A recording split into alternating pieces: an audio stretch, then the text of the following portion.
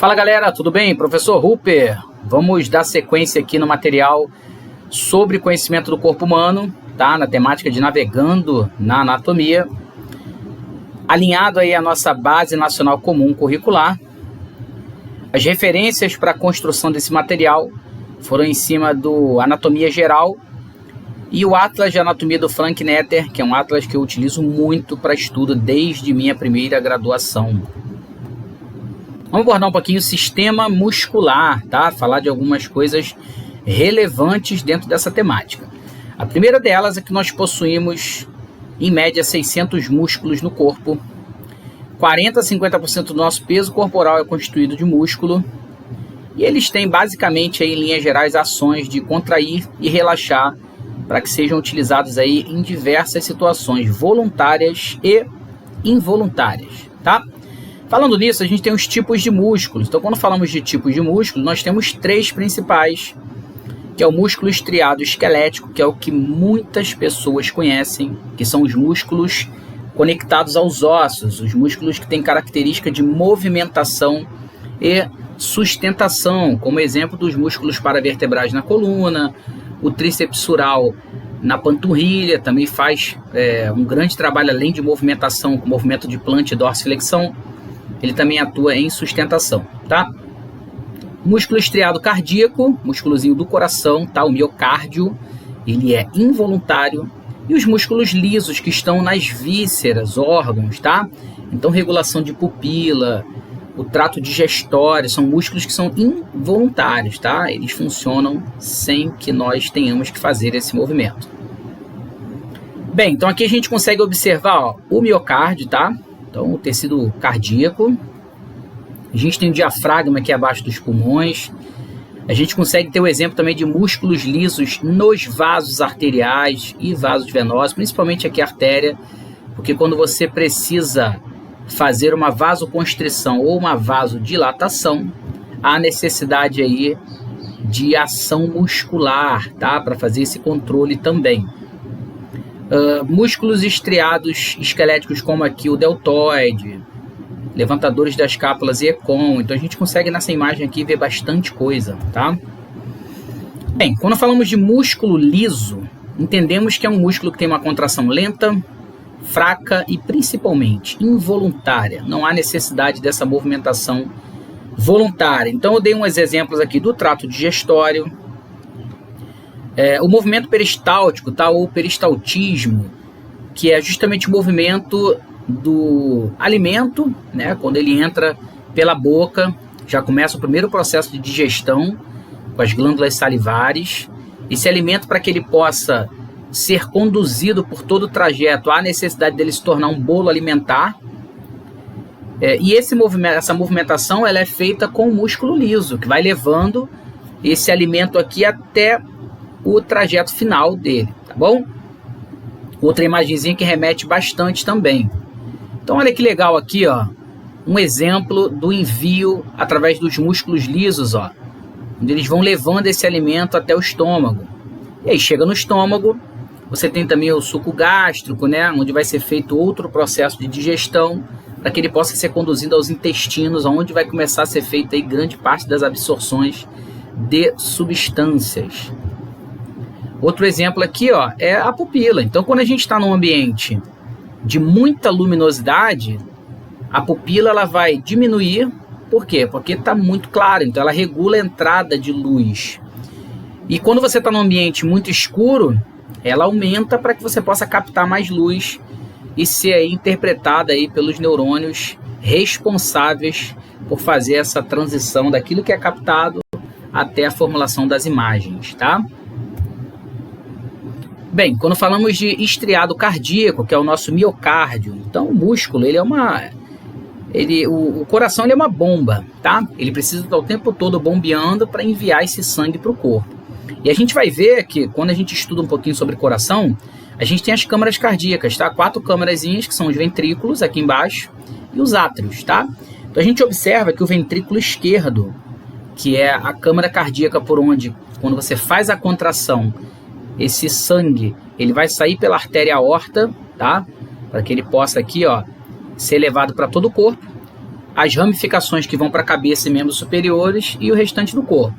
Essas câmaras elas não se comunicam, tá? Então o sanguezinho que está aqui no ventrículo esquerdo, ele é um sangue muito oxigenado, porque ele já foi no pulmão, ele fez a troca de gases, dispensou gás carbônico, pegou oxigênio, então ele já está aqui pronto para ir abastecer os tecidos. O sangue que está aqui no ventrículo direito, tá?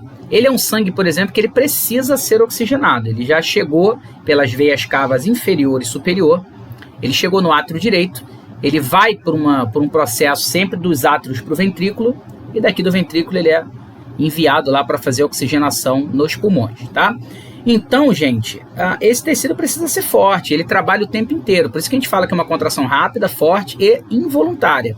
Você não precisa ficar movimentando o seu corpo para bater o seu coração, você dormindo o seu coração bate. Graças a Deus é um movimento involuntário, tá? Então, contrai e relaxa, então ele faz aí o que a gente chama de movimentos para o ciclo cardíaco. Primeiro sempre contrai átrios e depois ventrículos, tá? Sempre esse processo. Se contrair isso tudo junto, o sangue não saberia para onde ir. Então contrai a câmara de cima, o sangue dos átrios cai no ventrículo, depois contrai o ventrículo para ir para o corpo, o que está aqui no ventrículo esquerdo, e para o pulmão, que está no ventrículo direito. Então esse aqui é um movimento cardíaco. A gente vai ver melhor à frente. A gente tem um ritmo sinusal aqui, tá? Então, basicamente, esse é o funcionamento do coração. É constante. O tempo inteiro o coração está fazendo isso.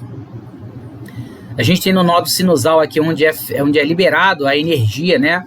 Essa carga elétrica para a contração do coração. E vocês podem observar que contrai átrio e depois ventrículo. Existe um retardo aqui em milissegundos para que contraia primeiro eletricamente aqui os átrios, depois os ventrículos, tá? Repara que a parede ventricular do ventrículo esquerdo, ela é mais forte, até porque ela precisa mandar uma quantidade de sangue para o corpo inteiro.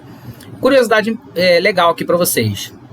Quando eu falo de atleta, uma pessoa que faz atividade física além daquela atividade mínima, tá?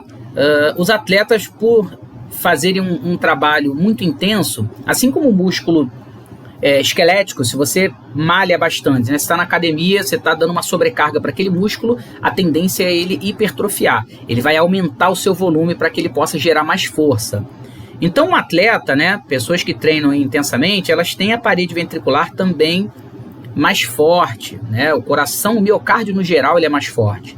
Então, às vezes, uma contração muscular no coração de uma pessoa treinada, ele envia uma quantidade de sangue maior do que uma pessoa não treinada. Então é comum que a gente pegue aí a frequência cardíaca em repouso de um atleta e ela bata bem abaixo aí de 70 batimentos por minuto, tá? Pode chegar a 55, 60 por minuto, enquanto uma pessoa sedentária ou até em atividade física mínima, de 80 a 100 batimentos por minuto.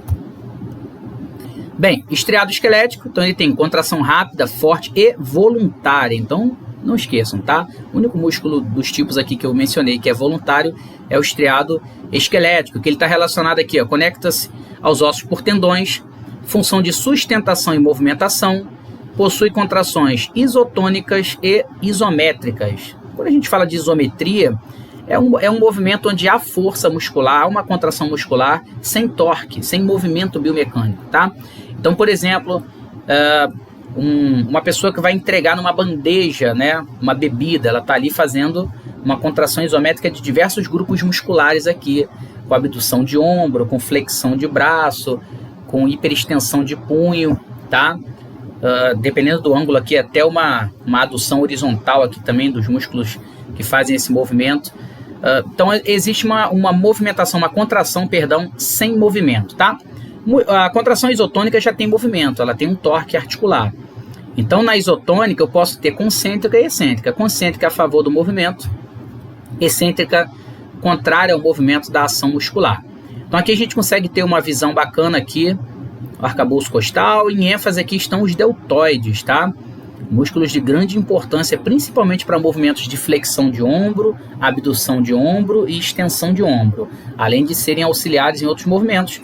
Basicamente, a gente tem essas ações. Lembrando que os 15 primeiros graus aí, a gente tem também o músculo supraespinhal trabalhando bastante também, tá?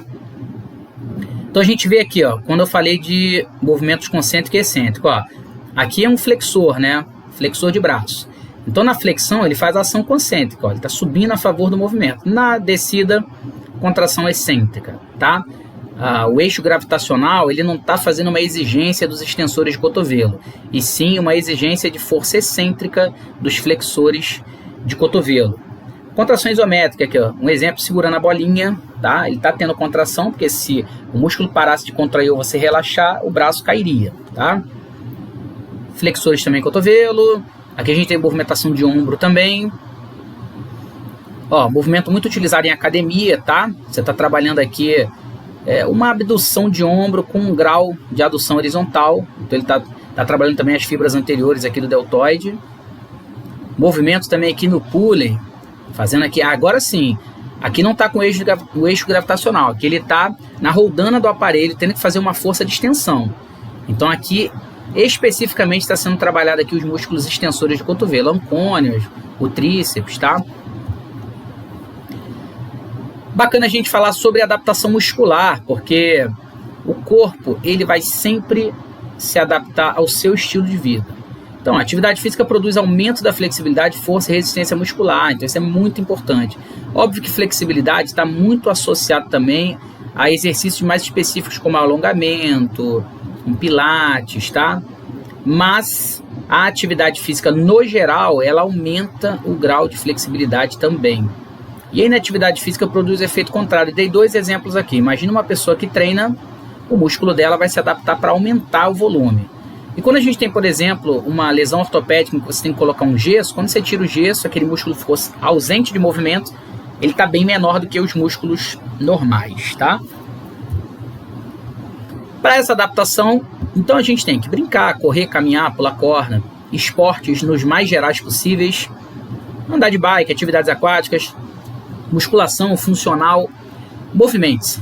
Essa é a frase, tá? Independente da atividade que você tenha gosto. Então, o importante é movimentar. O nosso corpo foi feito, ele foi produzido para se movimentar. Então, resumão aqui das funções. Então, a gente tem aqui nas funções musculares, produção de calor. Quando você está com frio, que você sente o músculo fazendo aqueles movimentos, tremendo, nossa, eu estou com calafrio, meu músculo está tremendo. Isso é uma ação muscular para poder gerar calor, para aumentar a temperatura, tá? Esse é o músculo funciona como um termorregulador. Batimento cardíaco, como a gente viu, né? A função também de fazer a bomba do coração funcionar. Ação de órgãos nos músculos lisos, exemplo aqui o trato digestório, pupila, bexiga, tem diversos órgãos aí, os músculos lisos estão associados, e a movimentação principalmente com os músculos voluntários, tá? Estriado e esquelético. Então, gente, ó, atividade física aumenta a flexibilidade muscular, aumenta a força muscular, resistência muscular, quantidade de vasos ligados aos músculos. Então você tem um músculo, por exemplo, vamos falar do músculo reto femoral, que ele é um extensor de quadril e um extensor de joelho. Então você tem aqui, o reto femoral, ele pega justamente aqui, ele vai fazer esse movimento aqui de flexão de quadril, flexão de quadril e extensão de joelho. Quando você está fazendo um exercício, a progressão desse exercício faz com que mais vasos sanguíneos cheguem para nutrir aquele músculo. Então, uma das respostas a um treino a nível muscular, com relação a vasos sanguíneos, é que você aumenta a quantidade de vasos naquele tecido, para nutrir, para trazer mais oxigenação àquele tecido, tá bom? Bem, então ficamos por aqui. Aqui estão as mídias para quem quer acompanhar lá no Instagram, Facebook, e fechamos aqui o conteúdo de sistema muscular. Forte abraço, hein?